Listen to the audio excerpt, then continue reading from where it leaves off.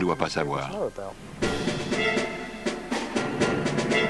C'est dans ce cadre que se déroule l'histoire du best-seller de Dan Brown, Anges et démons. Est-il possible que des forces obscures tentent de détruire l'Église comme le suggère l'auteur?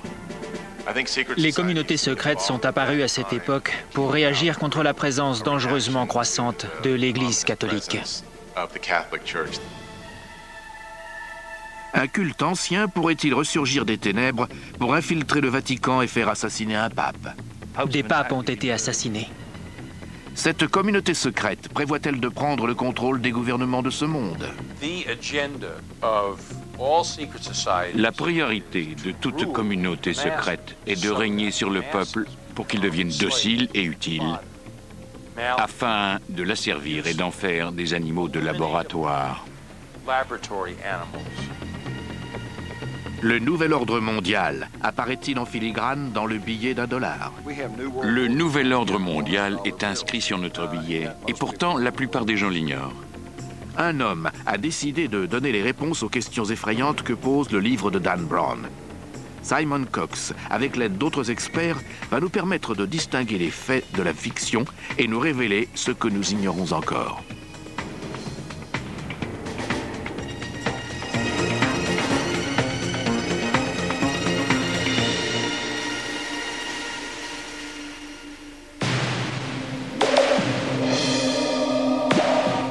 Rome, une cité qui autrefois régnait sur le monde occidental. Aujourd'hui, la ville est le centre culturel de l'Italie. C'est dans ce cadre que se déroule le roman de Dan Brown, Anges et démons. Rome est une ville étonnante, comme je n'en ai vu nulle part ailleurs. À chaque coin de rue, quelque chose de nouveau apparaît. C'est une sorte de manuscrit sur lequel se superposent des textes que l'on efface au fur et à mesure pour les réécrire. Rome est une superposition de couches, une cité profonde et infinie. Au coin d'une rue se dresse un immeuble moderne, construit sur les ruines d'un bâtiment romain, lequel repose sur des vestiges plus anciens encore. On n'en finit jamais de découvrir la ville. Mais sous les rues de Rome ne se cachent pas seulement des bâtiments anciens. Dans la cité où César a été assassiné, où Constantin a permis au christianisme émergent de s'établir, une nouvelle communauté menaçante aurait également existé, les Illuminati ou Illuminés. Le roman de Dan Brown soulève des questions essentielles. Les Illuminati existent-ils toujours? Et si oui, qui sont-ils? Le thème central d'Anges et démons repose sur la communauté secrète des Illuminati. A-t-elle existé et à quelle époque de l'histoire? Existe-t-elle encore? Le livre pose ouvertement ces questions et Dan Brown tente d'y répondre en affirmant qu'il s'agit bien d'une communauté secrète qui exerce toujours son influence, comme elle l'a fait tout au long de l'histoire. En tant qu'historien, Simon Cox a étudié le passé. Désormais, il consacre sa carrière à enquêter sur les théories mystérieuses de Dan Brown. Avec Anges et démons, Cox se retrouve sur la piste des Illuminati, tout comme le héros du roman. Ce livre évoque les communautés secrètes, le christianisme et son interaction à travers le temps avec les peuples, les individus. Il développe l'idée selon laquelle pourrait exister tout un pan caché des connaissances de l'illumination.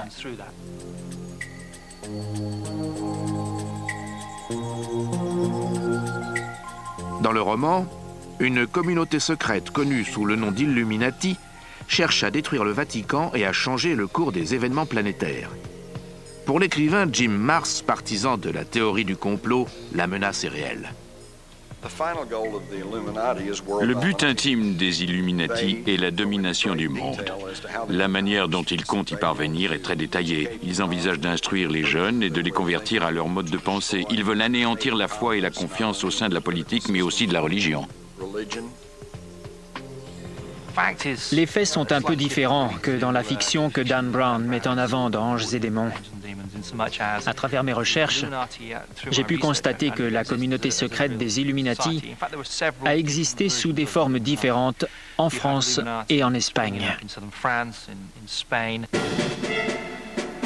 Les livres d'histoire montrent que plusieurs groupes se sont appropriés ce nom à travers les âges. En Espagne, ils ont été persécutés et brûlés sur le bûcher par l'Église catholique à l'époque de l'Inquisition. Mais le mystère ne s'arrête pas là. Ce sont des groupes disparates qui n'ont aucun lien. Le terme Illuminati ou Illuminés, ou encore ceux qui voient la lumière, est assez approprié quand on y songe, pour des groupes qui veulent être éclairés. Mais à mon sens, il n'y a pas de preuve de l'existence d'une communauté secrète réunissant plusieurs groupes qui auraient traversé les époques et dont l'origine remonterait à l'Égypte ancienne. En revanche, nous savons qu'un groupe appelé Illuminati, qui pourrait encore exister à notre époque, est né dans les années 1770, en Bavière.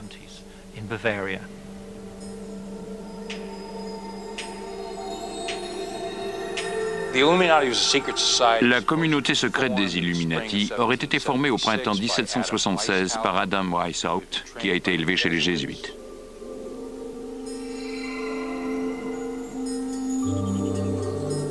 Devon Jackson est journaliste d'investigation pour l'une des plus importantes parutions de nos jours. Il est convaincu que le nom de Weishaupt n'a rien d'anodin. Selon Jackson, ce nom est une partie fictive d'un code secret utilisé à travers l'Europe qui marque le début d'un conflit entre les membres de l'élite scientifique et les gouvernements financés par l'Église. Jackson va encore plus loin. Il est convaincu que les Illuminati existaient bien avant qu'Adam Weishaupt ne reprenne le nom. Alors, pourquoi un tel conflit aurait-il vu le jour ? Les Illuminati ont commencé à exister au siècle de Galilée, motivés par le besoin d'explorer et de questionner les connaissances d'alors. À l'époque, la science bourgeonnait et échappait littéralement au cadre confiné de l'Église catholique. Ce sont donc des hommes comme Galilée qui, jusqu'au XVIIIe et XIXe siècle, étaient tenaillés par la nécessité de découvrir le fonctionnement des choses dans la nature et dans l'univers.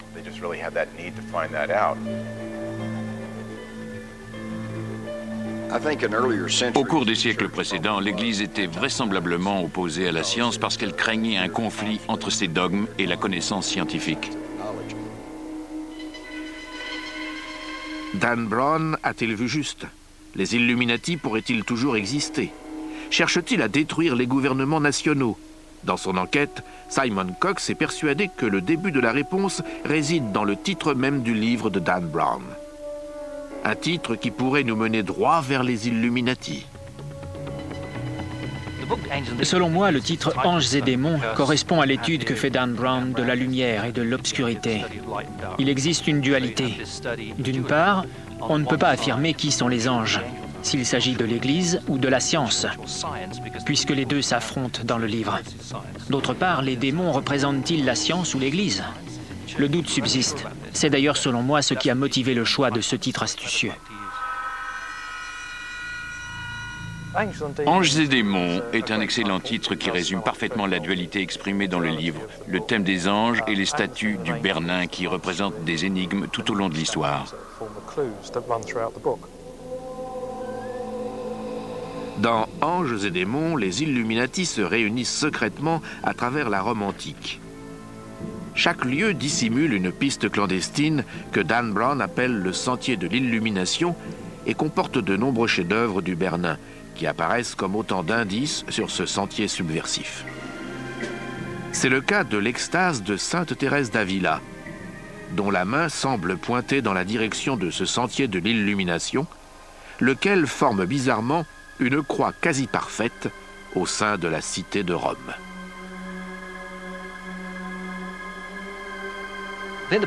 Je suis convaincu que le sentier de l'illumination que Dan Brown évoque dans son livre est réel et a été utilisé au fil du temps.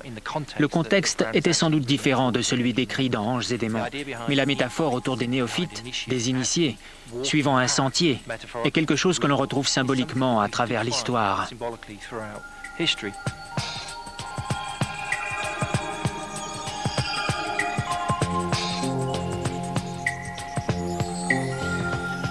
Ce sentier présumé part du lieu le plus connu de Rome, le Vatican.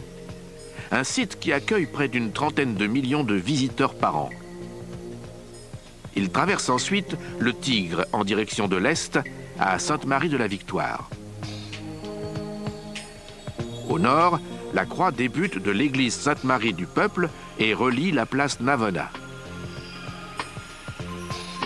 Mais pourquoi un groupe supposé combattre l'église aurait-il pris une croix pour délimiter ce sentier?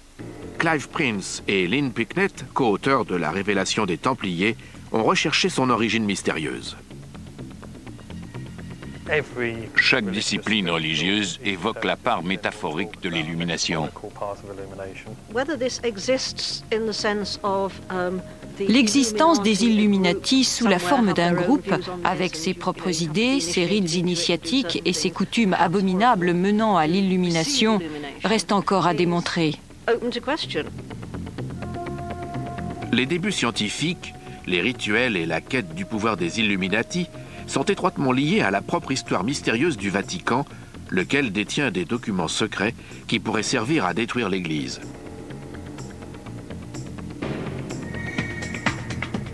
Les Illuminati ont-ils infiltré le Vatican? Ont-ils mis la main sur les documents secrets? Et que se passera-t-il si une autre communauté secrète se les approprie?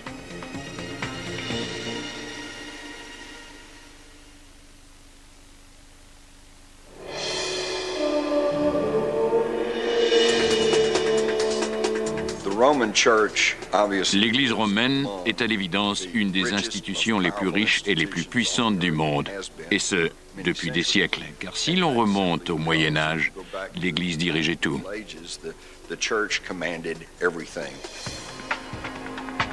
Durant plus d'un millénaire, le Vatican a influencé les événements du monde tout en exerçant un large contrôle sur les royaumes et la monarchie.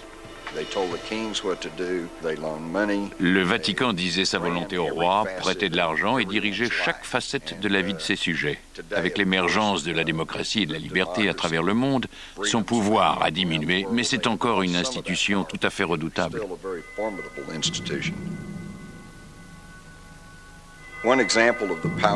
On a notamment pu mesurer la puissance de l'Église romaine dans les années 1980, lorsque le Vatican a pu ouvrir une ambassade à Washington, D.C. Cette ambassade existe toujours et les États-Unis entretiennent des relations diplomatiques avec ses membres. Bien qu'aux yeux de nombreuses personnes, cela remet sérieusement en question notre principe de séparation de l'Église et de l'État.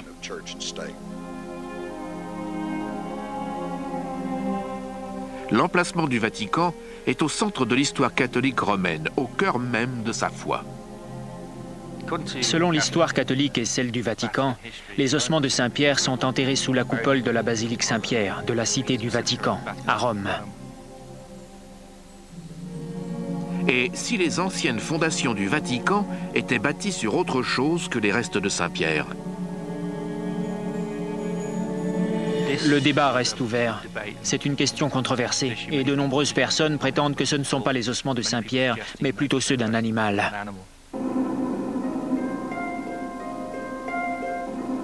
Depuis sa fondation par Constantin le Grand, près de 400 ans après la mort de Jésus, le Vatican a été accusé de conspiration et de dissimulation en tout genre.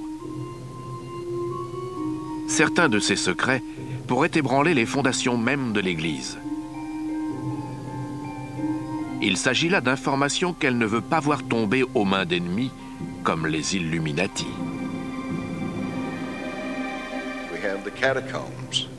Presque personne n'a jamais pu accéder aux catacombes qui se trouvent sous le Vatican.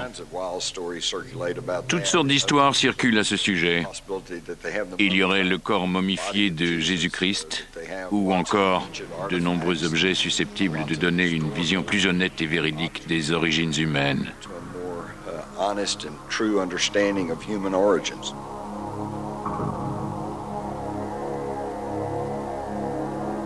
Il existe donc une réalité derrière tout cela. C'est un lieu secret pour de multiples raisons, la principale étant qu'il dissimule de nombreuses choses que le Vatican ne veut pas que le peuple découvre. Selon l'Église, le Christ a autorisé Saint-Pierre à ériger sa basilique pour l'éternité parce qu'il était le premier à voir l'ascension du Christ. C'est une sorte d'article de foi de l'Église catholique. Pourtant, il suffit de lire le Nouveau Testament pour découvrir que c'est tout à fait faux. La première personne à avoir vu l'ascension du Christ est Marie-Madeleine. Et le premier homme est Jean, et non Saint-Pierre. Alors, de quoi s'agit-il? Durant des siècles, ces questions n'ont pas été soulevées par crainte de la persécution qu'elles risquaient d'engendrer. Elles concernent le cœur même de l'Église. Saint-Pierre était-il vraiment l'élu destiné à fonder l'Église? Son corps repose-t-il réellement au Vatican? Les premiers scientifiques ont été les premiers à poser ces questions.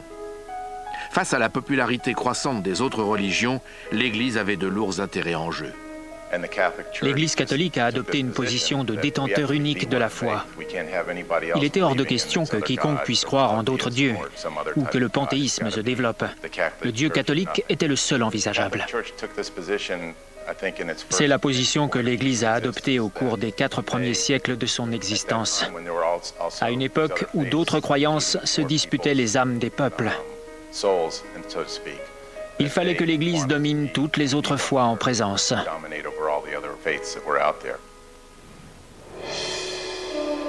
L'énorme richesse financière de l'Église, et surtout la manière dont elle a été constituée, est un autre facteur de controverse. Le Vatican reste discret sur ses finances à cause des polémiques autour des sommes que récolte l'Église. Il ne veut pas que l'on connaisse le détail des montants perçus, ni même la puissance financière qu'il représente. D'ailleurs, dans le cadre de mon travail de journaliste, j'ai constaté que même ici aux États-Unis, les prêtres et les évêques ne maîtrisent que la comptabilité de leur propre paroisse. Ils n'ont pas accès aux chiffres comptables global ou ignorent où va l'argent et qui le perçoit. Le Vatican a toujours été une institution très secrète. Il y a encore pas si longtemps, elle a été secouée par d'importants scandales financiers impliquant des banques et d'autres établissements. Cette formidable concentration de richesses a eu une conséquence inattendue. La fonction de pape est devenue l'une des plus dangereuses au monde.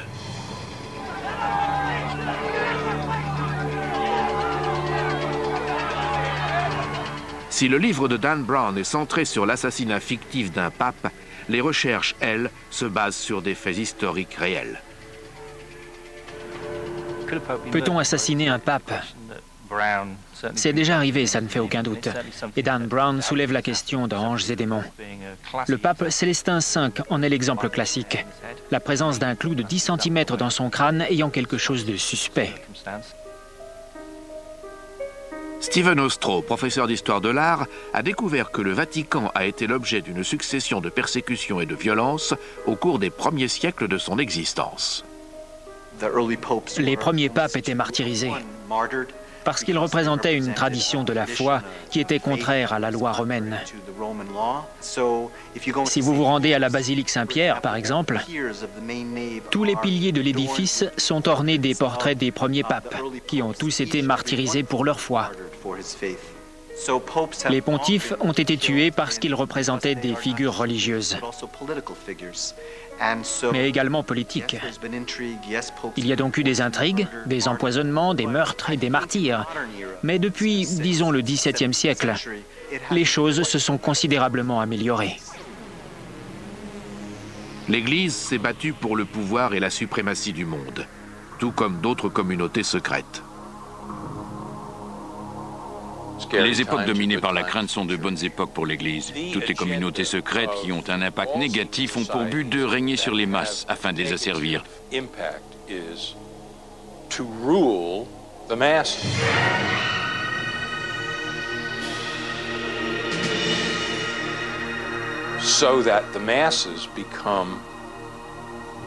L'idée dominante est celle d'une élite qui regarde le reste de l'humanité avec dédain.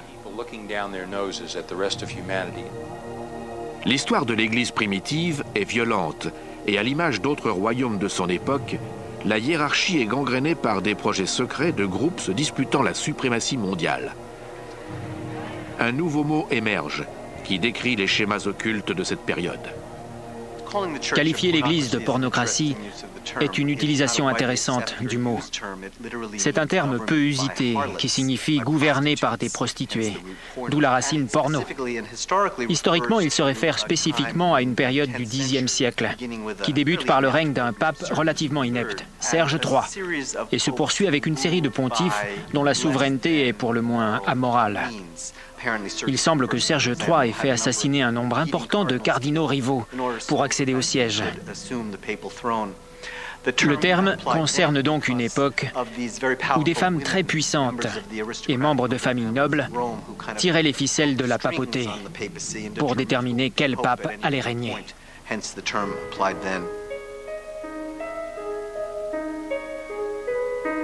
Il est dit qu'une grande partie de l'histoire de cette période sordide est conservée dans ce bâtiment des archives, situé à une centaine de mètres derrière la grande basilique du Vatican. Ce complexe tentaculaire est supposé renfermer la plus grande collection au monde de livres sacrés, dont certains n'ont pas été exhibés depuis des siècles.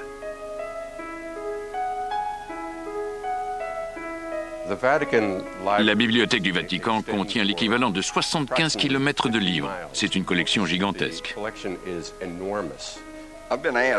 On m'a demandé ce qu'étaient les archives secrètes du Vatican. Je l'ignore parce qu'elles sont secrètes et l'ont été depuis des siècles.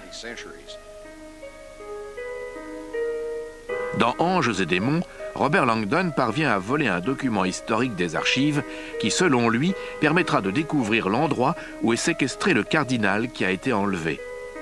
Un tel larcin est-il possible ?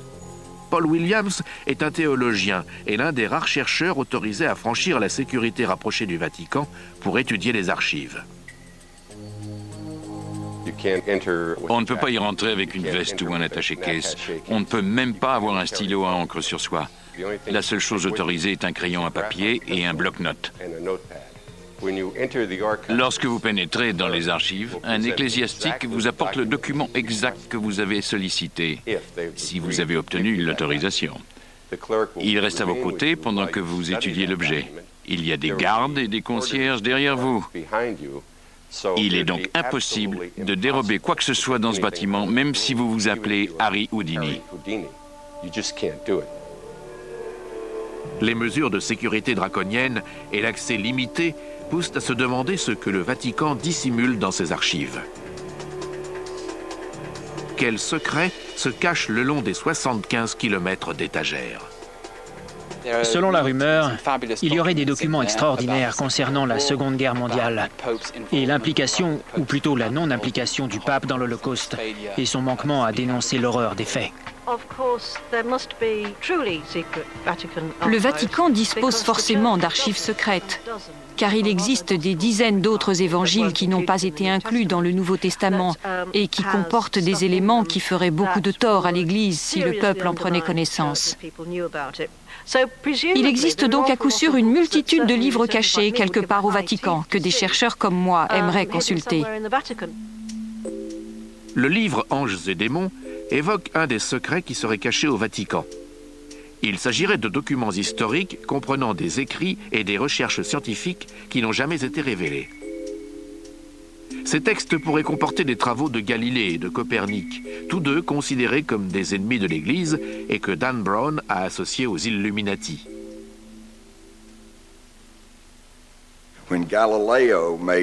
Lorsque Galilée a affirmé que la Terre, la Lune et toutes les planètes tournaient autour du Soleil, non seulement a-t-il bouleversé l'orthodoxie de l'Église romaine, mais il a sans doute éveillé la crainte que le peuple voue un culte au Soleil, comme au temps des religions primitives que l'Église cherchait désespérément à éradiquer.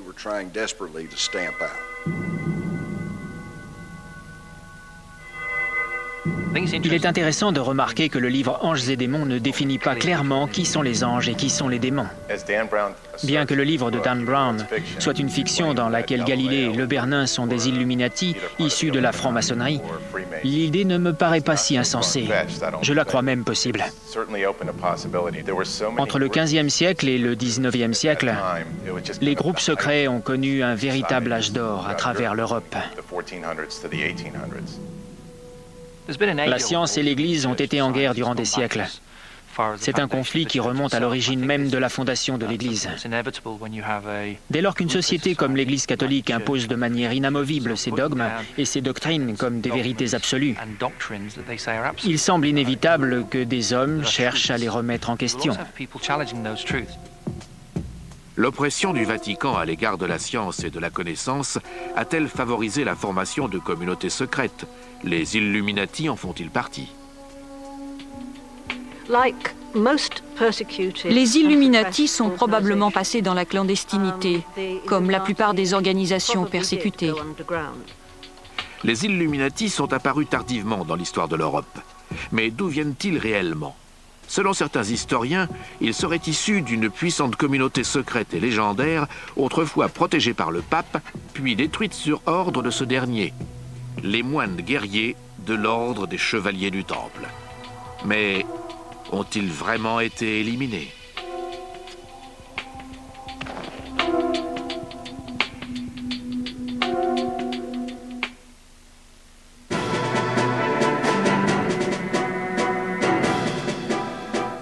Les chevaliers du Temple sont issus de l'ordre des pauvres chevaliers du Christ. Les chevaliers du Temple étaient supposés être en possession du Saint Graal. En l'an 1000, le monde occidental croit à la légende du Saint Graal, un calice qui aurait contenu le sang du Christ et son pouvoir. À l'époque, une communauté secrète de moines guerriers affirme avoir trouvé le Saint Graal. À travers les pouvoirs que lui confère la légende, les chevaliers du Temple deviennent une des communautés secrètes les plus craintes et les plus révérées de l'histoire.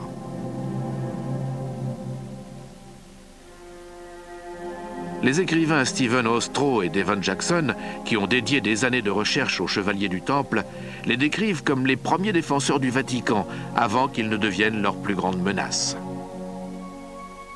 Officiellement, ils étaient là pour protéger les pèlerins sur la route de Jérusalem. Ils ont élu domicile dans le temple de Salomon et vivaient dans les écuries. Pendant plus de 8 ans, ils ont entrepris des fouilles autour du temple. Les chevaliers du temple étaient des moines guerriers qui servaient parfois de garde au pape, mais dont la tâche essentielle était de sécuriser la route des pèlerins et des croisés vers Jérusalem. Ils n'étaient que 9 pendant près de 9 ans, alors ils n'ont pas pu être très efficaces. Ils avaient à l'évidence un autre projet et semblaient être en quête d'autre chose en Terre Sainte. Ils connaissaient certains secrets. En dépit de leurs vœux de pauvreté, les chevaliers accumulent rapidement une fortune plus importante que celle de la plupart des souverains de l'époque. Terre, argent, navires, les chevaliers se mettent à financer les monarques et le Vatican. Les chevaliers du Temple sont devenus une sorte d'entreprise. Ils ont créé la première agence bancaire qui permettait de déposer son or et son argent en Grande-Bretagne et de le retirer une fois arrivé à Jérusalem, afin d'éviter le transport de fonds le long des routes périlleuses. Ils sont donc devenus les plus grands propriétaires d'Europe et possédaient la flotte la plus importante. La richesse et l'influence des Templiers les rendent intrépides et intimidants. Ils n'obéissent à aucun roi, et très vite, pas même au pape. Leur richesse ne constitue peut-être pas leur plus grande menace. L'historienne Lynn Picknett est convaincue que les chevaliers ont donné le jour à une nouvelle religion rivale. Les chevaliers du Temple étaient accusés de cracher sur la croix lors de cérémonies occultes et de vouer un culte à une tête tranchée de barbu. Ils vénéraient cependant ouvertement Saint Jean-Baptiste. Alors, que cela signifie-t-il? Nous avons découvert que les chevaliers du Temple, lorsqu'ils étaient au Moyen-Orient, ont rencontré un groupe appelé l'Église de Jean d'Orient, qui était une communauté de Mandéens originaires de Judée ou d'Égypte il y a 2000 ans et composée de disciples de Saint Jean-Baptiste.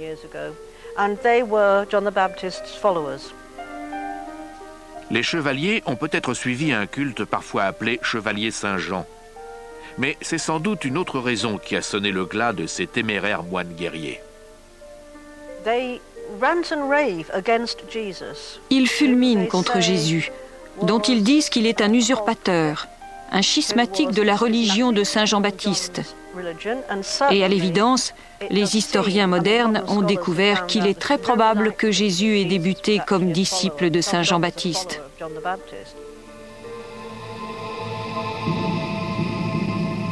Quelle que soit la raison, les Templiers vont rapidement tenir des réunions clandestines dans des lieux secrets, à la manière du sentier de l'illumination que décrit Dan Brown dans son livre. Par leur fidélité croissante envers Saint Jean-Baptiste, leur richesse et leur puissance, les chevaliers représentent la plus grande menace que le Vatican ait jamais connue. Les chevaliers du Temple refusaient de se soumettre à la moindre autorité et devenaient effroyablement arrogants. Pendant environ 2 siècles, ils ont constitué un ordre d'une puissance incroyable à tous les niveaux, avant de connaître une fin brutale et tragique au début du XIVe siècle, lorsque d'abord le roi de France, puis le pape se sont retournés contre eux. Finalement, les Templiers sont devenus si importants qu'ils ont exacerbé la jalousie du roi de France et la colère du peuple. Ils sont devenus, selon les termes de Sir Walter Scott, aussi pédants que des Templiers, ce qui veut dire qu'ils étaient si fiers qu'ils se permettaient tout, ce qui a poussé le peuple à se liguer contre eux. Les raisons qui ont motivé le démantèlement de l'ordre font encore couler beaucoup d'encre. Le motif officiel est que le roi de France en voulait à leur fortune. Mais à l'époque, les Templiers ont été accusés d'hérésie et de blasphème.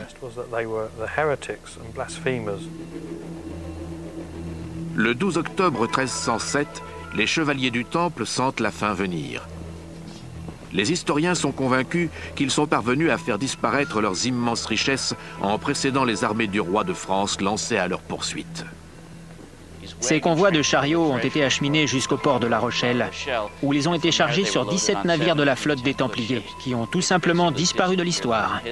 Le lendemain, vendredi 13, les soldats de l'armée française ont arrêté tous les Templiers qu'ils ont trouvés. Ils ont été exécutés, et beaucoup d'entre eux ont fini sur le bûcher. Aujourd'hui, quelques 700 ans plus tard, de nombreuses personnes redoutent encore le vendredi 13. Mais en 1307, lorsque le dernier grand chevalier des Templiers est brûlé, la purge s'arrête. Le roi de France, Philippe VI, dispose à présent des fonds pour partir en guerre contre Édouard Ier d'Angleterre. Mais la purge a-t-elle été efficace ? Certains historiens, comme Jim Marrs, pensent le contraire. L'impact n'a pas été très efficace parce que les Templiers savaient depuis longtemps que cela se produirait. D'ailleurs, l'armée n'a raflé qu'une poignée d'entre eux. Le gros de la troupe s'était enfui ou avait simplement changé de vêtements pour se fondre dans la population. C'est à ce stade que le mystère s'épaissit.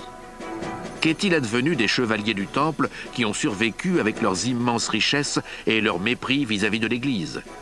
Leurs descendants sont-ils devenus les Illuminati?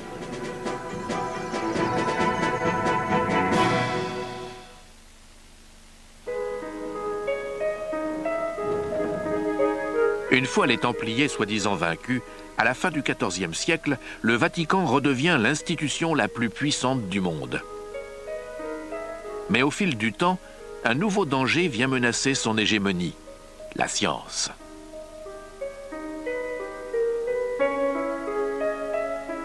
Dan Brown utilise le mot scientifique pour qualifier les membres qui composent l'essentiel de la communauté des Illuminati. Mais ce n'est pas la terminologie qui était employée à l'époque. La confrérie s'est constituée au XVIe siècle afin que ces scientifiques puissent poursuivre et partager leur travail en secret du fait de sa nature. Betty Ann Brown, professeure d'histoire de l'art, est convaincue que les astronomes, les scientifiques et même les artistes ont été les premiers à remettre en question le point de vue du Vatican à l'égard de l'homme et de la nature. L'Église a fonctionné de manière à donner une certaine version du sens de l'existence, et les explications de la science sont souvent entrées en conflit avec le point de vue de l'Église.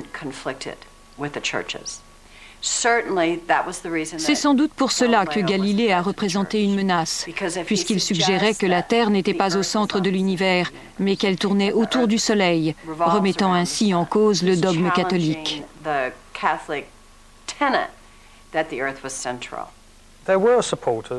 Galilée avait des partisans au sein même de l'Église, selon lesquels de telles allégations, si elles étaient vraies, remettaient en question la vérité théologique énoncée dans la Bible. Il bénéficiait donc de soutien, mais le pape avait le dernier mot. La Renaissance devient une époque dangereuse pour les scientifiques. Nombre d'entre eux y laisseront leur vie, comme Giordano Bruno, un brillant astronome et disciple de Copernic. Il est emprisonné dans la même église que l'héroïne de Dan Brown, le château de Saint-Ange. Un des premiers cas de persécution des penseurs scientifiques par l'Église est celui de Bruno, dont les points de vue étaient parfois un peu extrémistes. Bruno est réputé à travers l'Europe occidentale pour son travail sur les capacités mémorielles, une théorie sensationnelle en 1576. Mais parce qu'il est convaincu, comme l'était Copernic, que la Terre tourne autour du Soleil, il devient l'ennemi de l'Église, qui enseigne que l'univers tourne autour de la Terre. L'Église l'a donc fait arrêter et emprisonner pendant 8 ans, en s'efforçant de le convaincre d'abjurer ses allégations, ce qu'il refusa de faire. En 1600, il est donc brûlé sur le bûcher. Galilée aurait pu connaître le même sort. Tout comme Bruno, il passe en jugement à 2 reprises pour ses études scientifiques. Ces procès occupent une place centrale de l'intrigue d'anges et démons. L'histoire de Galilée est souvent mal comprise. Il y a eu 2 procès. Le premier s'est tenu en 1616 devant les représentants de l'Église parce que Galilée avait soutenu la théorie copernicienne selon laquelle la Terre tournait autour du Soleil et n'était pas au centre de l'univers. À l'époque de son premier procès, il avait été acculé par les scientifiques italiens. C'est donc en 1616 qu'il a abjuré et admis que Ptolémée avait raison de placer la Terre au centre de l'univers. Il est ensuite retourné à l'université où il a continué à enseigner que notre planète tournait autour du Soleil. En 1632, il est arrêté par l'Inquisition et son nouveau procès débute en 1633. On a souvent dit que Galilée a été contraint d'abjurer, séquestré dans un donjon et affamé, mais tout cela est faux. À l'époque de son procès, il vivait à la Villa Médicis, dans le luxe. Lorsqu'il s'est finalement rétracté, en 1633, le pape a annulé sa peine d'emprisonnement et lui a accordé une retraite financière jusqu'à la fin de ses jours, ainsi qu'un poste honorifique.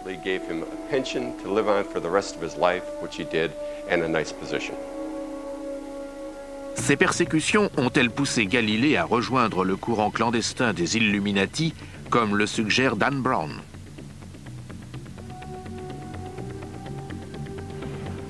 L'historien Clive Prince a la réponse. Galilée ne pouvait pas être un membre des Illuminati puisque le mouvement n'existait pas à son époque. Il n'existe d'ailleurs aucune preuve qu'il ait appartenu à une confrérie similaire, ni même qu'il ait été enclin à rejoindre une quelconque communauté de cet ordre. Cependant, un grand nombre d'artistes et de scientifiques de l'époque deviennent membres de communautés secrètes comme le prieuré de Sion, que les lecteurs du Da Vinci Code connaissent. Je crois pouvoir affirmer que Léonard de Vinci et Isaac Newton étaient tous 2 membres du prieuré de Sion. Mais de Vinci était versé dans différentes activités ésotériques. C'était une sorte d'esprit universel. Et il paraît donc plausible qu'il ait appartenu à une confrérie occulte. Ne serait-ce qu'à travers ses tableaux et ses dessins, dont le sens aujourd'hui encore nous échappe, et pourrait très bien indiquer son appartenance à une communauté secrète de quelque ordre. Dans Anges et démons, Dan Brown avance l'idée que des hommes comme les sculpteurs Le Bernin ou Raphaël ont pu appartenir à la communauté secrète des Illuminati. Mes recherches ont montré que ce n'était absolument pas le cas. Le Bernin et Raphaël étaient tous 2 très religieux. C'était une époque qui préfigurait le siècle des Lumières, un âge de raison, au cours duquel de nombreux scientifiques, comme Galilée, accédaient à des connaissances qui échappaient aux compétences de l'Église catholique. Leur rationalisme et leur approche scientifique élargissaient considérablement leur champ de vérité. Les scientifiques de la Renaissance ne sont pas les seuls à chercher à élargir le champ de la vérité. Cette bataille pour la suprématie de la planète dure depuis longtemps. Comment mène-t-on un tel combat?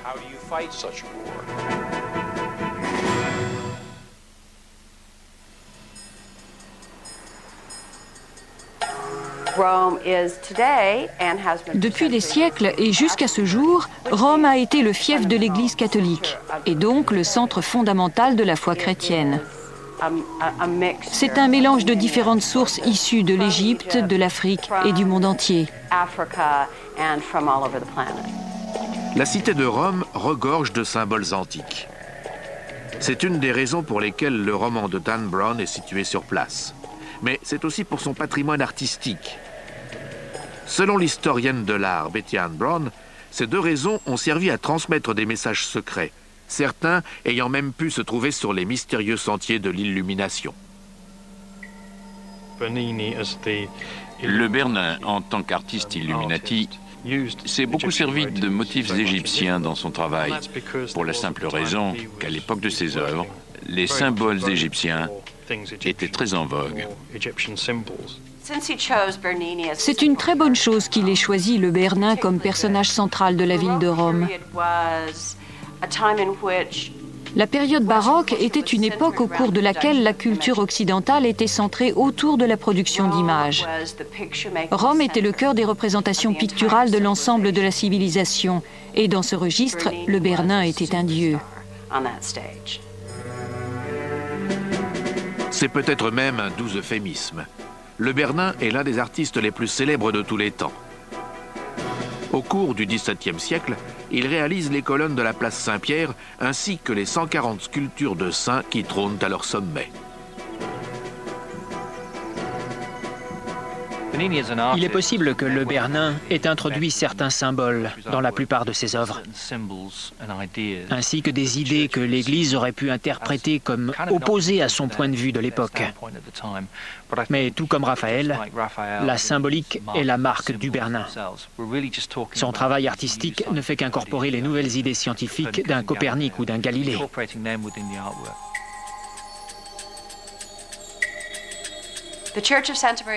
L'église Sainte-Marie du Peuple est chargée d'histoire, au même titre que de nombreuses églises de la ville de Rome. Si le Bernin est le maître des Illuminati, cet édifice est un lieu important pour la confrérie secrète, puisqu'elle comporte deux de ses sculptures, celle de Daniel et celle d'Havakoup, avec un ange. L'ange est venu dire à Havakoup de venir en aide à Daniel et pointe dans une direction. Havakoup résiste un instant et pointe dans l'autre direction. Dan Brown se sert de cette sculpture pour suggérer que l'ange désigne l'indice suivant. C'est donc un premier pas fondamental vers le sentier fictif des Illuminati.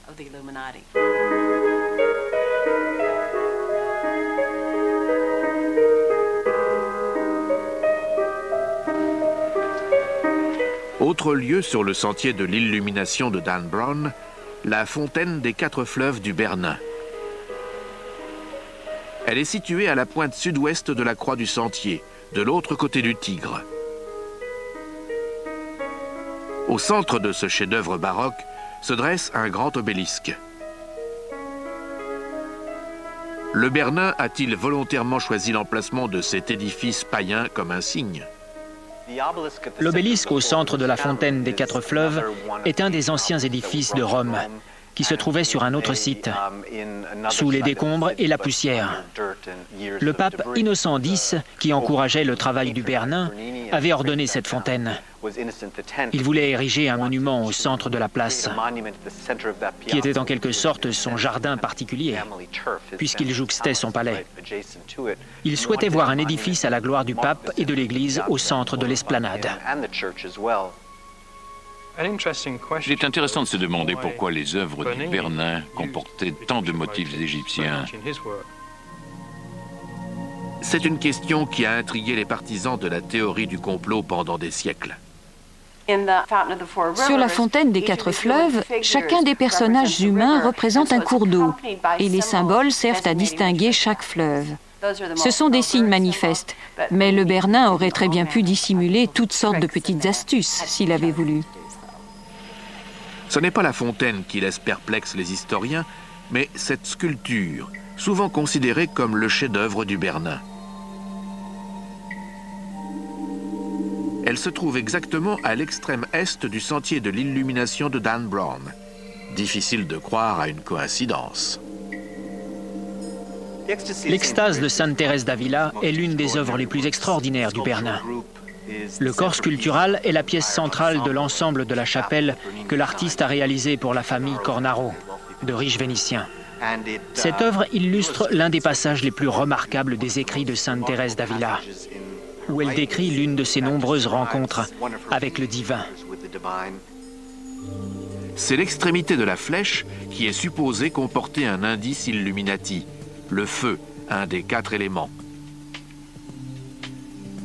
Les Illuminati sont les premiers scientifiques.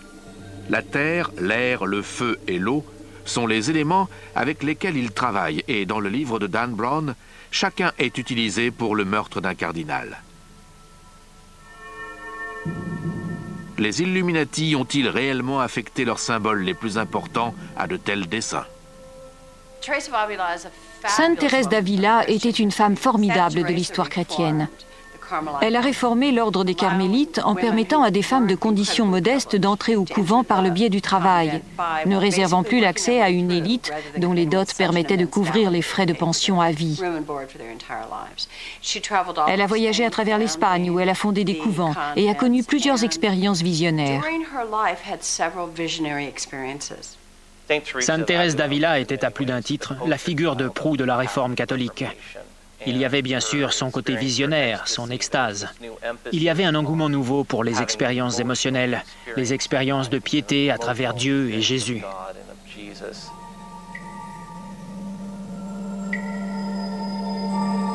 Le Bernin a survécu à 8 papes, 8 bienfaiteurs, ce qui lui a permis de créer la plupart des œuvres les plus précieuses du Vatican, dont la célèbre place Saint-Pierre. Mais un autre artiste de la Renaissance pourrait bien avoir glissé le même genre de message secret dans son travail, Raphaël. Cette fois, il ne figure pas sur des obélisques ou des flèches de feu. L'un d'entre eux se situe à l'une des extrémités de la croix délimitant le sentier de l'illumination. Les pyramides de la chapelle Kidji sont uniques en termes de représentation et de forme funéraire de la Renaissance. Elles ont été conçues par Raphaël, qui était l'architecte et le maître d'œuvre de la chapelle au début du XVIe siècle. Elles étaient destinées à représenter la grandeur de la Rome antique et des civilisations primitives. Raphaël a dessiné ces sépulcres en s'inspirant de la signification symbolique des pyramides, qui remontait à la culture de l'Égypte et de la Rome antique. Leur forme était une incarnation de la perfection, mais aussi du salut et de l'éternité.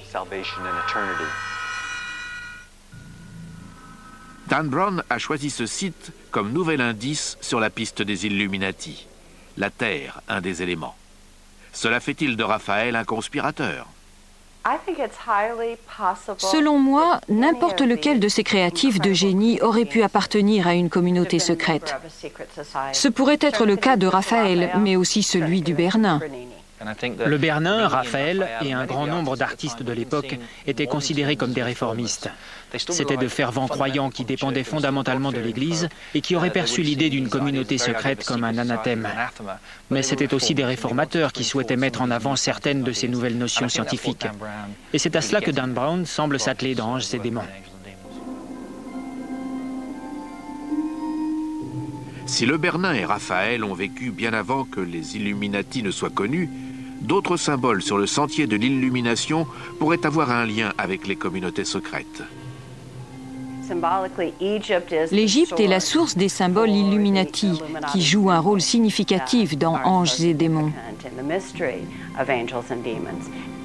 Au début du livre, le personnage principal rêve de l'Égypte.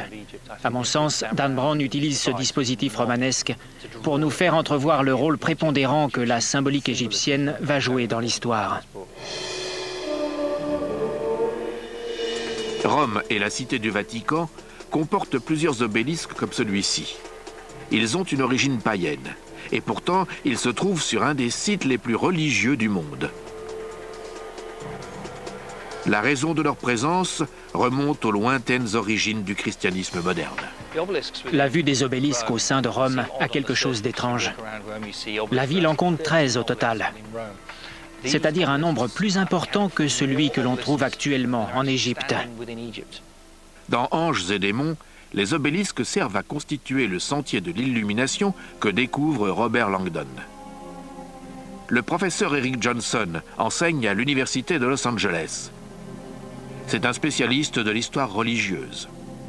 Selon lui, il est possible d'expliquer l'influence du mysticisme égyptien au sein de l'Europe chrétienne et l'utilisation des symboles par les communautés secrètes.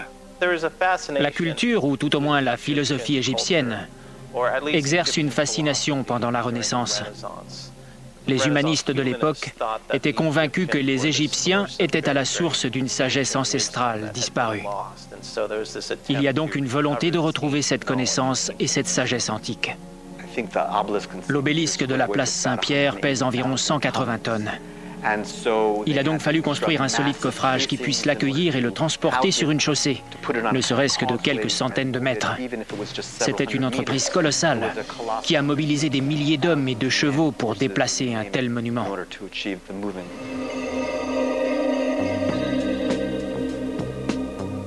C'est au pied de cet obélisque qu'a lieu l'un des plus abominables meurtres du livre de Dan Brown. L'ultime indice est laissé par le Bernin qui a créé cette place en 1656 afin qu'elle puisse accueillir 300 000 personnes, un chiffre impressionnant à cette époque et le témoignage de la puissance de l'Église. Au centre de la place, au pied de l'obélisque, un relief elliptique, la plaque du West Ponente, le vent. Cette plaque se trouve d'un côté de l'obélisque de la place Saint-Pierre. Le West Ponente, la plaque représente le vent qui souffle depuis l'ouest, le vent d'ouest. Il y a là certaines références symboliques chrétiennes que l'on pourrait faire.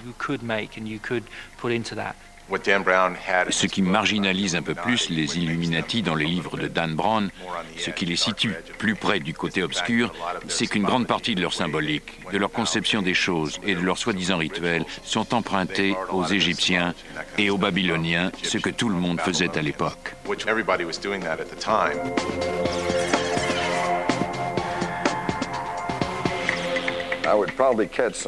Au risque de choquer, il faut admettre que lorsqu'on étudie la Bible, qui est le livre sur lequel se fonde le christianisme, on découvre que c'est un patchwork d'anciennes traditions orales, de vieilles histoires.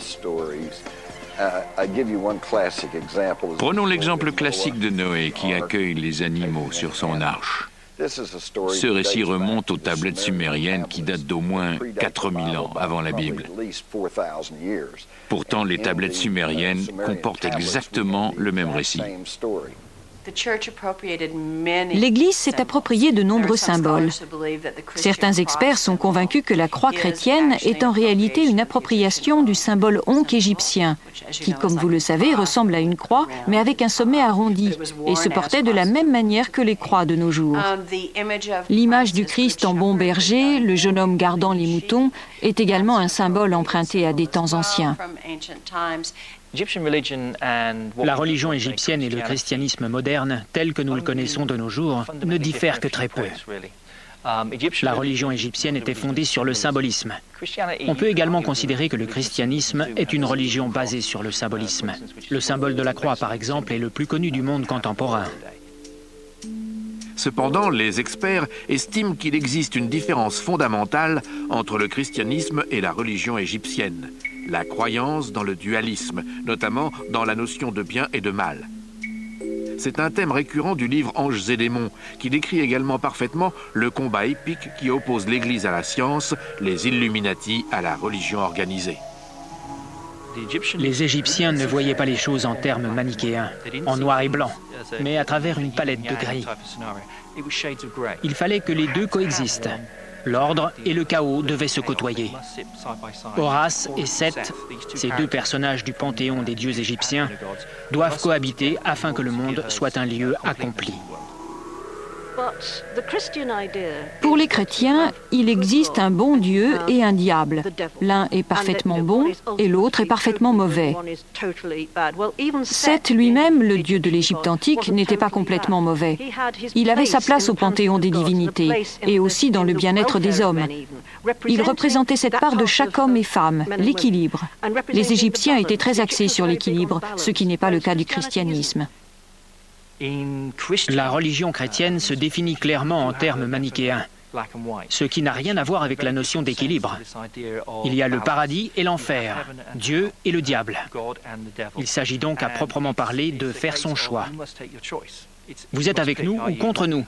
Et ce sont ces éléments du christianisme qui constituent une différence fondamentale avec l'identité religieuse égyptienne des premiers temps.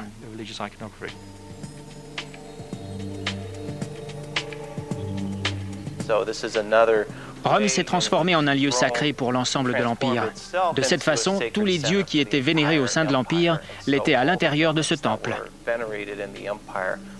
Plus tard, lorsque le christianisme a été légalisé et qu'il est ensuite devenu la religion officielle de l'Empire romain, il est apparu normal de reconvertir tous ces temples païens en lieux de culte chrétien.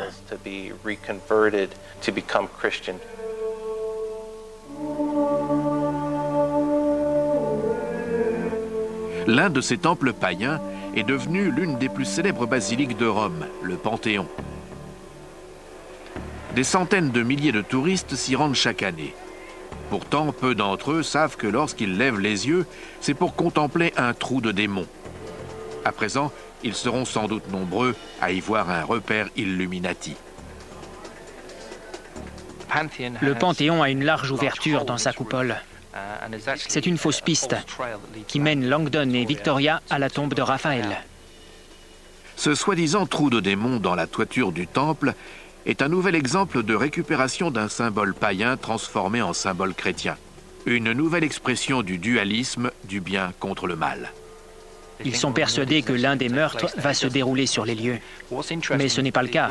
Ce qui est intéressant, c'est qu'ils introduisent l'idée du trou du démon à ce stade de l'histoire en l'assimilant au toit du Panthéon.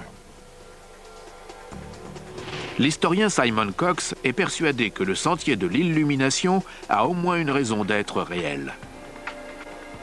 Le sentier de l'illumination que Dan Brown évoque dans son livre est réel et a été utilisé au fil des temps.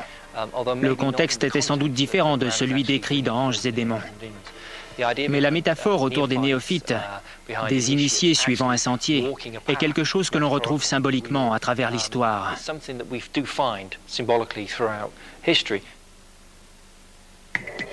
Tout semble indiquer que les Illuminati sont restés dans la clandestinité durant les siècles de règne du Vatican.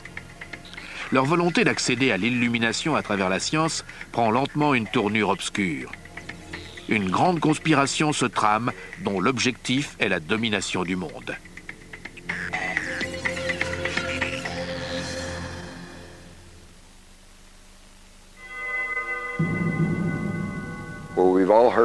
Nous savons tous que la connaissance mène au pouvoir, mais la connaissance occulte est encore plus puissante. Et les Illuminati, si c'est encore leur nom, sont un mouvement dont le mot d'ordre et la fin justifient les moyens.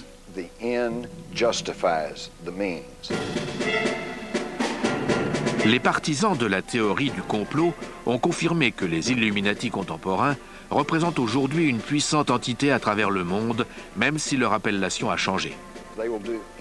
Ils feront tout pour mener à bien leur projet. Ils tueront, détruiront, mentiront, escroqueront, voleront, peu importe. C'est une menace efficace, car ils se feront passer pour n'importe quoi.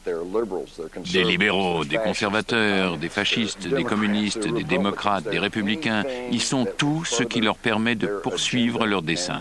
C'est une puissante conspiration secrète d'une grande efficacité.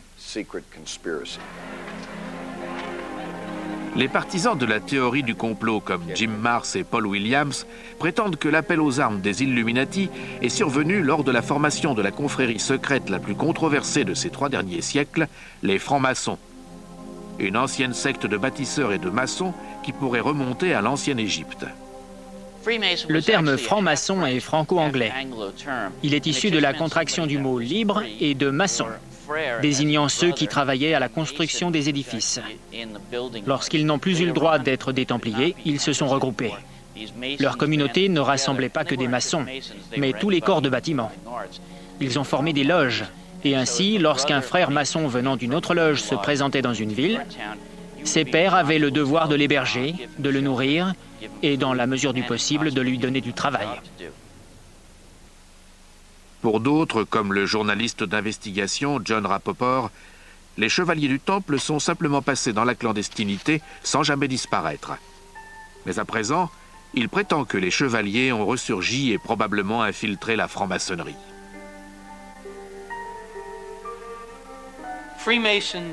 Selon moi, les francs-maçons sont une émanation des chevaliers du Temple qui avaient été partiellement anéantis par l'édit du pape et le roi de France et s'étaient enfuis pour se reconvertir sous la forme d'une confrérie secrète appelée franc-maçonnerie. Ils se sont affranchis de leur passé de Templiers afin que personne ne découvre qu'il s'agissait d'une reconstitution. Lorsque les chevaliers du Temple sont rentrés de la Terre Sainte avec leurs nouvelles richesses et les connaissances qu'ils avaient acquises, ils se sont mis à travailler en étroite collaboration avec des confréries de maçons. Ces confréries se serraient les coudes à la manière d'un syndicat et travaillaient en collectivité à l'édification de cathédrales et d'églises. Ce sont donc les confréries de maçons qui sont à l'origine de la franc-maçonnerie. Mais la franc-maçonnerie en tant que confrérie a survécu très longtemps. Compte tenu du fait que, bien qu'elle n'ait jamais affronté directement l'Église, cette dernière redoutait énormément cette conviction d'essence gnostique, selon laquelle on pouvait accéder à la connaissance par soi-même. Les francs-maçons deviennent les ennemis du Vatican, comme les Templiers avant eux. L'Église les considère comme une menace à sa souveraineté. L'Église a condamné la franc-maçonnerie à plus de 17 reprises. Elle a mis la confrérie hors la loi et les fidèles qui deviennent francs-maçons risquent l'excommunication. On ne peut pas être à la fois catholique et franc-maçon. Depuis son origine, la franc-maçonnerie est un affront à l'Église catholique. Aux États-Unis, on estime que les francs-maçons se sont implantés dès la Révolution. Plus encore, l'écrivain Jim Marrs et d'autres sont convaincus qu'ils sont très vite devenus des acteurs politiques du jeune gouvernement. De leur propre aveu, les francs-maçons ont joué un rôle très important. La Boston Tea Party aurait été organisée par les membres d'une loge maçonnique qui, une fois leur tenue achevée, se seraient habillés en indiens avant de jeter la cargaison de thé dans le port de la ville de Boston. La proportion de francs-maçons parmi les pères fondateurs des États-Unis risque de surprendre bon nombre de personnes. Aux États-Unis, lors de l'époque coloniale, la franc-maçonnerie était le nerf de l'économie. Dans de nombreuses villes, il fallait devenir franc-maçon pour faire des affaires. Lorsqu'il est arrivé à Philadelphie, Benjamin Franklin a vite réalisé qu'il lui fallait rejoindre cette confrérie s'il voulait que la ville fasse tourner son journal et ses presses d'imprimerie. John Hancock savait qu'à Boston, où un tiers de la population dépendait de lui en matière de revenus, il pouvait se fier à ceux qui étaient francs-maçons et ne donnait donc pas de travail aux profanes. Dans une lettre rédigée par son frère, George Washington apprenait qu'en devenant franc-maçon, il lui serait plus facile de trouver des chantiers. Parmi les 57 signataires de la Déclaration d'indépendance des États-Unis, plus d'une cinquantaine étaient connus pour être des francs-maçons. Le rôle éminent de la franc-maçonnerie dans la formation des États-Unis ne fait donc aucun doute. Il s'agit peut-être d'un hasard, mais la formation des Illuminati en Bavière coïncide exactement avec la constitution de l'État américain. Les Illuminati ont-ils découvert une communauté secrète particulièrement bienveillante à leur égard au sein de la jeune nation américaine? Les Illuminati ont été fondés au cours de l'année 1776, un 1er mai. Un mois qui par la suite deviendra en quelque sorte celui du communisme international. On les appelait les détenteurs de la lumière, Illuminati pour illumination, la connaissance de soi ou du monde à travers la lumière. En réalité, il y a eu plusieurs groupes Illuminati. Le plus connu est celui de Bavière, dont la devise « Liberté, égalité, fraternité » n'est pas sans rappeler quelque chose. Ils ont joué un rôle fondamental dans l'esprit des pères fondateurs des États-Unis. Une fois la franc-maçonnerie solidement établie en Europe et aux États-Unis, les Illuminati commencent à étendre secrètement leur pouvoir en infiltrant les loges maçonniques.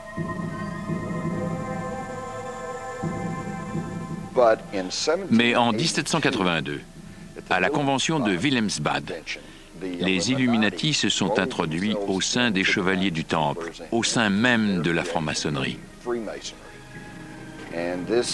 C'est là que la fusion des Illuminati et des francs-maçons a eu lieu. Certaines de ces loges ont été infiltrées par Adam Weishaupt, le fondateur des Illuminati, en 1776. Il estimait que le noyautage de certaines loges maçonniques solidement implantées constituait un excellent moyen de passer le mot afin de contrôler la mise en place de sombres projets à une échelle internationale. George Washington lui-même, un des pères fondateurs des États-Unis, craignait ouvertement l'infiltration des Illuminati. Il est intéressant de remarquer que George Washington avait déclaré qu'il croyait à une conspiration des Illuminati, mais qu'elle n'avait aucun lien avec la franc-maçonnerie. Il ne faisait aucun lien entre la franc-maçonnerie et les Illuminati, mais croyait tout de même au complot. Il fallait un petit groupe de personnes aux commandes du navire pour garantir sa fiabilité. L'idée était la suivante: présenter le concept de l'abolition de la propriété privée en guise de couverture. Un rêve porteur d'un projet d'égalité qui séduirait le plus grand nombre. Mais derrière ces idéaux utopiques se cache la volonté de domination à l'échelle planétaire. Cette manœuvre leur permettra-t-elle de prendre le contrôle des États-Unis?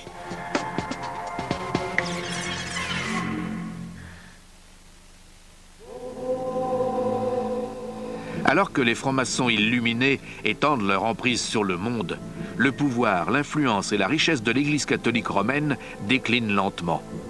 Afin de garantir sa survie, le Vatican doit trouver un compromis. Certains observateurs affirment que le Saint-Siège a passé un pacte secret avec le diable. D'autres estiment que ce compromis est responsable de la résurgence des assassinats du pape.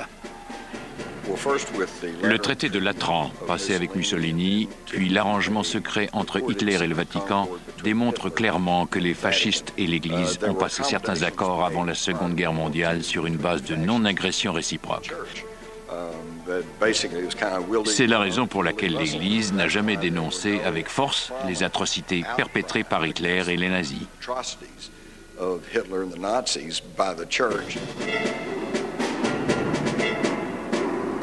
Cette prétendue infiltration secrète du Vatican par des puissances externes a pu sauver l'Église de l'anéantissement. Cependant, certains estiment que cela en fait un complice du génocide qui allait suivre. Le pape Pie XI a signé le concordat avec Hitler et avec Mussolini. Il a servi ces deux régimes fascistes. Vers la fin de son pontificat, il est revenu sur ses positions car il savait qu'il avait fait une erreur.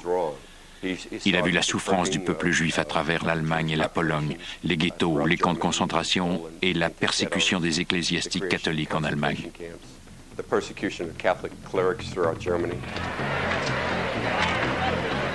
En 1939, le pape Pie XI ne peut plus respecter l'accord clandestin qu'il a passé avec Mussolini, le dictateur italien, et décide de séparer l'Église du pouvoir fasciste. Ce sera sa dernière décision.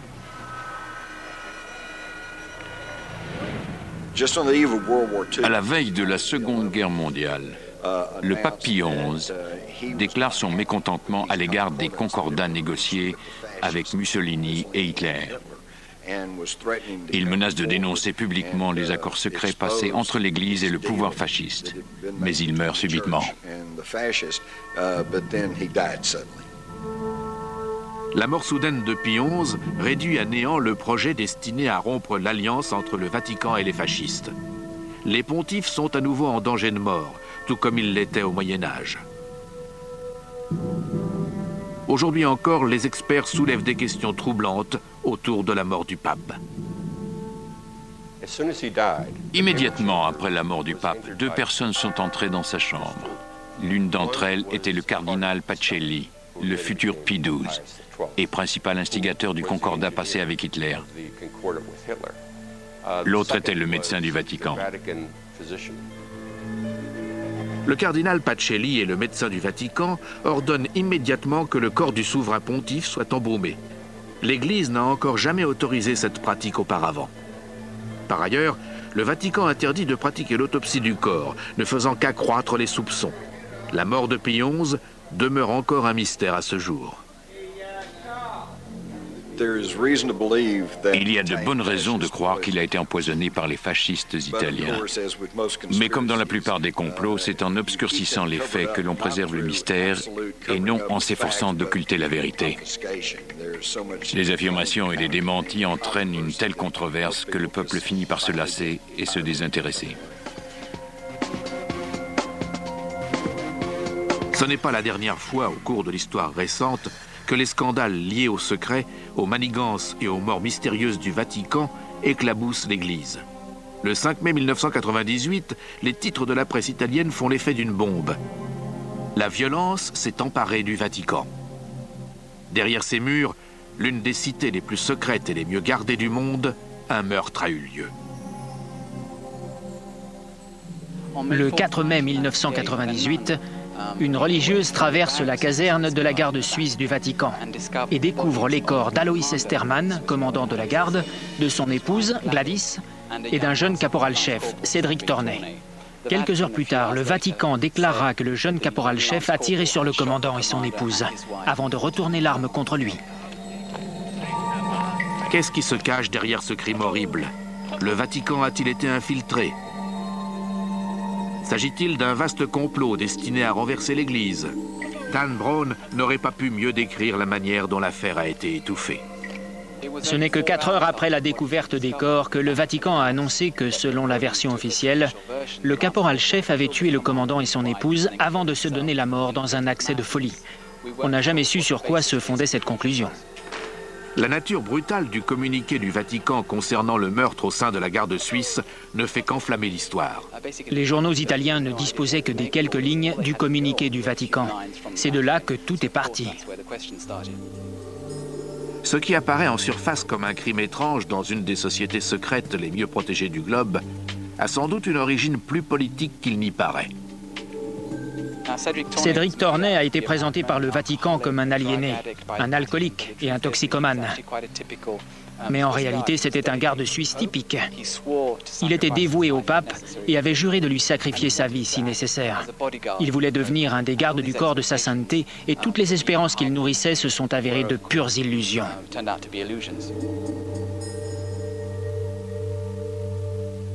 Mais par un tour inattendu, le journaliste d'investigation Devon Jackson découvre un lien possible entre la garde suisse, cette armée d'élite ayant juré de protéger le pape, et une ancienne communauté secrète, les Chevaliers du Temple. Ceux-là même qui, après l'avoir protégé, furent anéantis par le pape. Cette investigation a-t-elle démasqué la résurgence de la communauté secrète? L'affaire n'a jamais été résolue. Comme ses prédécesseurs, les Chevaliers du Temple, la garde suisse, gardent jalousement son secret. En dépit de l'énorme pression de l'opinion publique pour qu'une enquête soit ouverte afin de connaître les responsables des meurtres, le Vatican étouffe l'affaire. Il refuse l'aide du gouvernement italien et celle d'autres experts. Le lendemain des meurtres, L'ensemble de la garde suisse est rassemblé et contraint de jurer de garder le silence sur l'affaire et sur le moindre détail concernant les protagonistes impliqués.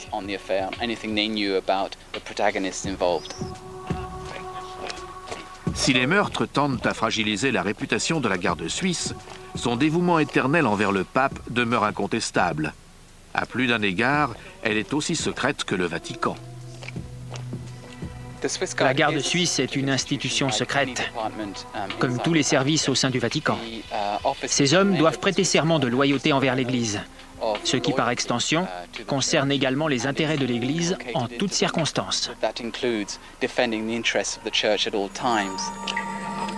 Bien que Dan Brown décrive la garde suisse comme une armée privée d'élite dans Anges et démons, les experts ont une toute autre opinion. Il est plus approprié de décrire la garde suisse comme une attraction touristique, un tigre de papier plutôt qu'une force d'intervention d'élite. À cause de leur relation tangible avec le Vatican, certains soupçonnent même que des ennemis de la papauté comme les chevaliers du Temple ont infiltré la garde suisse il y a des siècles. Lorsque les chevaliers du Temple ont délaissé leur tunique et se sont mêlés à la population, il paraît logique qu'ils aient cherché à infiltrer des postes de pouvoir, à rejoindre la garde suisse autour du Vatican et des communautés secrètes.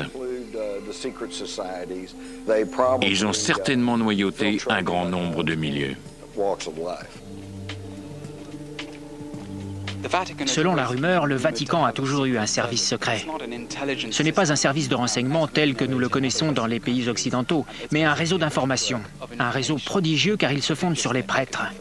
En Italie, à travers le monde et sur toutes sortes d'institutions religieuses qui transmettent un flot d'informations vers le Vatican. Mais le système a ses faiblesses. Le terrorisme en est une. C'est pourquoi il doit compter sur des informations émanant de la CIA, des renseignements généraux français ou des services italiens.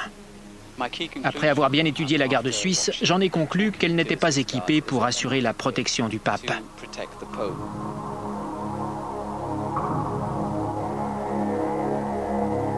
Le terrorisme n'est peut-être pas la plus grande menace qui pèse sur le Vatican. Les communautés secrètes ont-elles infiltré l'Église? Certains en sont persuadés et pensent que la piste financière mène à d'autres meurtres au sein du Vatican.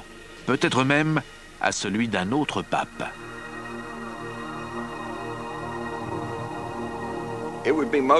Il serait bon que tout le monde puisse étudier le dossier du scandale de la loge P2 survenu en Italie dans les années 80, à l'époque de l'administration Reagan. Le sigle P2 signifie Propaganda Due et désigne le nom d'une loge maçonnique en Italie. Ses membres prétendaient être financés en Suisse par des francs-maçons illuminés qui se faisaient appeler les gnomes de Zurich. C'était une affaire qui a fait du bruit en Europe, mais aux États-Unis, on n'en a presque pas entendu parler. La loge Propaganda Due entretient d'étroits liens financiers avec la Banque du Vatican, dirigée par l'archevêque Thomas Marsecus, originaire de Chicago. À terme, plusieurs cardinaux de haut rang ainsi que quelques évêques deviennent membres de la loge maçonnique P2. Dans les années 60, cette organisation maçonnique secrète était devenue extrêmement puissante. Elle étendait ses activités à travers le monde et comptait parmi ses membres plus de 121 dignitaires catholiques, et pas des moindres, des archevêques, des évêques, des cardinaux.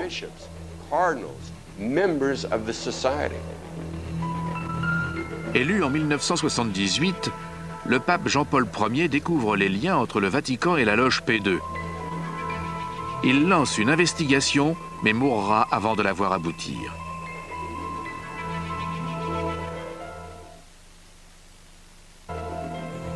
La piste menant aux chevaliers du Temple, aux Illuminati et jusqu'aux francs-maçons a-t-elle conduit le pape vers une mort prématurée? L'historien Clive Prince penche pour la thèse d'un complot interne. De nombreux observateurs ont soupçonné qu'il s'agissait du travail d'une sorte de faction au sein de l'Église, au sein de l'administration de l'Église, qui ne voulait pas faire élire ce pape parce qu'elle craignait qu'il ne découvre les scandales financiers qui avaient cours à l'époque. Quelques années après la mort de Jean-Paul Ier, le Vatican est balayé par l'affaire de la banque Ambrosia, le plus gros scandale financier du monde qui débouchera sur une nouvelle mort étrange. La loge P2 était également très impliquée dans les opérations de banque. Et à l'époque, la banque Ambrosia, l'une des plus importantes d'Italie, que l'on appelait la Banque du Vatican, a fait faillite. Le directeur s'appelait Roberto Calvi. Il a été retrouvé pendu à un pont de la ville de Londres, avec des cailloux dans ses poches, comme pour préciser qu'il s'agissait d'un meurtre maçonnique et non d'une simple exécution. Une règle maçonnique stipule qu'un traître doit être pendu avant la marée montante, ce qui fut le cas, et que son assassinat doit porter les marques du groupe maçonnique qui l'a trahi, d'où les 5 briques dans ses poches.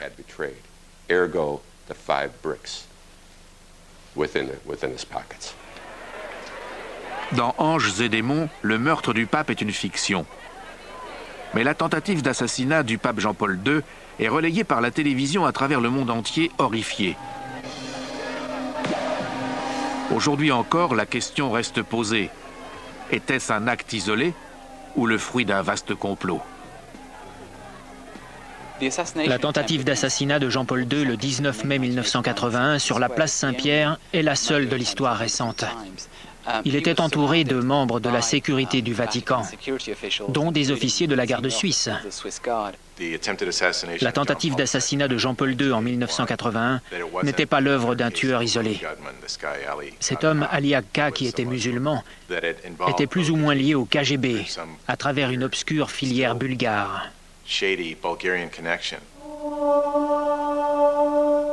La position ouvertement anticommuniste de Jean-Paul II a-t-elle incité le complot de son assassinat? Son agresseur appartient-il à une ancienne communauté secrète, celle des assassins, qui étaient liés aux Templiers? Ronald Reagan et Jean-Paul II ont conclu un accord vers la fin de la guerre froide. Ils voulaient se débarrasser du communisme et des théologiens de la libération qui sévissaient en Amérique centrale et en Amérique du Sud, et qui à l'époque étaient au sommet de leur ascension controversée. Reagan a dit au pape que s'il l'aidait à se débarrasser du communisme, il ferait ce qui était en son pouvoir pour contenir le mouvement de théologiens de la libération et lui permettre un meilleur contrôle de la situation. Il existe des documents prouvant que Reagan et Jean-Paul II allaient s'efforcer d'éradiquer le communisme. Il est donc normal que l'Union soviétique se sente menacée, au point peut-être de passer par cette connexion bulgare pour supprimer le pape. S'il y a eu un complot destiné à tuer Jean-Paul II, le secret du Vatican a parfaitement étouffé l'enquête au sein de l'affaire. En 1981, lorsque les autorités italiennes ont essayé d'obtenir des informations sur les éléments autour de la tentative d'assassinat de Jean-Paul II, elles se sont heurtées au refus catégorique de l'Église de livrer la moindre information aux magistrats. À tel point que le procureur italien a accusé le Vatican de mettre une pierre tombale sur son enquête. Mais la menace ne pèse pas que sur le Vatican. Les Illuminati auraient infiltré les francs-maçons et, outre-Atlantique, dans une Amérique prospère, ces derniers ont fait preuve d'une étonnante capacité à infiltrer le gouvernement des États-Unis jusqu'à atteindre le sommet de la pyramide. C'est à se demander quel président américain n'était pas franc-maçon. De Franklin Roosevelt à George Bush, de Harry Truman à Reagan, la liste n'en finit pas. Presque tous les présidents l'ont été. C'est amusant de voir qui ont été ou qui sont les francs-maçons. L'astronaute Buzz Aldrin, John Wayne, Bob Hope, W.C. Field. C'est à se demander ce qu'ils tirent de la franc-maçonnerie. C'est une confrérie, et c'est justement là que le bas blesse. Franklin Roosevelt est de ceux qui a atteint le plus haut degré maçonnique. Il a mis longtemps à gravir les échelons. Gerald Ford a sans doute été nommé à titre honorifique, mais certains initiés estiment qu'un tiers des présidents américains étaient francs-maçons.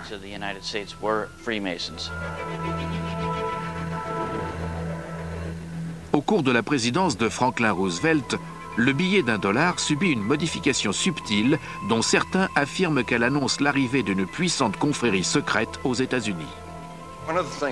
L'une des choses que mentionne Dan Brown dans ses livres est la symbolique maçonnique qui figure en bonne place sur le billet d'$1. Il y a d'abord le sceau, qui comporte de nombreux signes distincts, puis les flèches et la branche d'olivier. Ici, nous avons l'œil de la connaissance au sommet de la pyramide, mais il est séparé du corps de l'édifice. C'est une imagerie Illuminati qui indique qu'ils sont les seuls à disposer de cette connaissance et que le reste d'entre nous est ici, au pied de la pyramide. Le ministre des Finances, Henry Wallace, qui selon Simon Cox était un franc-maçon, a introduit les symboles maçonniques sur le grand sceau du billet vert. Il a également ajouté ces mots effrayants. Le terme Novus Ordo Seclorum signifie Nouvel Ordre Mondial. Les francs-maçons parlent de Dieu, du grand architecte. Autrement dit, nos billets de banque évoquent un ordre nouveau, et pourtant la plupart des gens n'en savent rien. Le billet vert n'est peut-être qu'un début de preuve que le gouvernement de la plus grande nation libre a été infiltré à travers les Templiers, les Illuminati et à présent les francs-maçons. Le monument de Washington est un obélisque qui a la forme d'une structure égyptienne, dont la signification est essentiellement identique. Elle était initialement dédiée au dieu Osiris, mais elle représente le pouvoir de tous les dieux. Le tracé de la ville de Washington, D.C.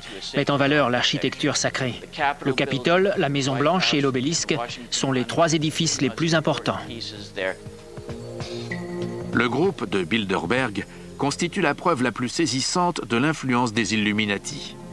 On peut dire que c'est l'un des groupes les plus puissants du globe et de nombreuses personnes le soupçonnent de diriger l'économie et les gouvernements du monde entier. Le groupe de Bilderberg est apparu en 1954. Il a été fondé par un autre franc-maçon, le prince Bernard, qui appartenait à la dynastie mérovingienne, d'après ses dires, et était également affilié aux nazis. Le groupe se rencontrait dans un hôtel des Pays-Bas, l'hôtel Bilderberg, dont ils ont conservé le nom.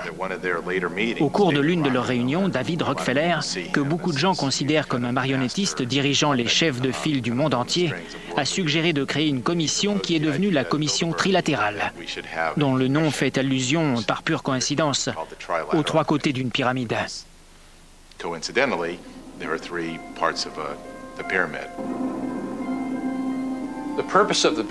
L'objectif du groupe de Bilderberg était une Europe unie qui débuterait par un marché commun.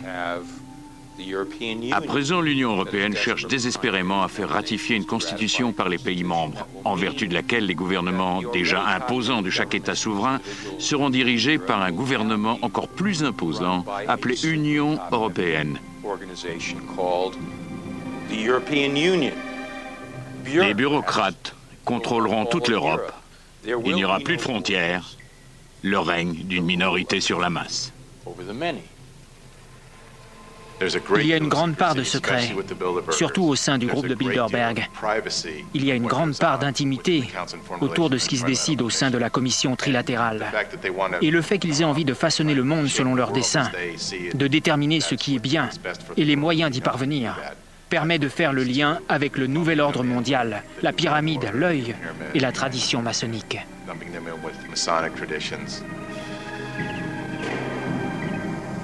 À la fin du roman Anges et démons, le Vatican est sauvé. Mais le combat opposant la science à l'Église se poursuit-il de nos jours? On m'a demandé qui, de l'Église ou des Illuminati, était en passe de l'emporter. C'est difficile à dire, parce que c'est un conflit muet. Les journaux et la presse n'en parlent pas, et la télévision non plus. Mais en prenant un peu de hauteur, on constate que l'influence de l'Église est sur le déclin, que la scène politique est de plus en plus chaotique, et que le contrôle global des grandes entreprises va croissant. Donc, à mon sens, les Illuminati ont pris de l'avance. Ils ont toujours combattu la science, et avec plus de 400 ans de retard, ils viennent tout juste d'absoudre Galilée pour avoir affirmé que le Soleil était au centre de l'univers. Aujourd'hui, ils tueraient à nouveau Galilée, ou le feraient enchaîner. Ils enverraient encore Giordano Bruno sur le bûcher, comme ils l'ont fait, s'ils pouvaient s'en tirer. Mais ils savent qu'ils ne le peuvent pas. Il leur faut trouver d'autres moyens, c'est leur espoir, c'est leur plan, leur stratégie. Soutenir des situations dans lesquelles le chaos peut régner. Les Illuminati exercent-ils toujours le pouvoir à travers les communautés secrètes? Luttent-ils toujours pour un nouvel ordre mondial? C'est une guerre pour le contrôle de la planète qui dure depuis longtemps. Comment gagne-t-on une telle guerre? Et qui finira par l'emporter?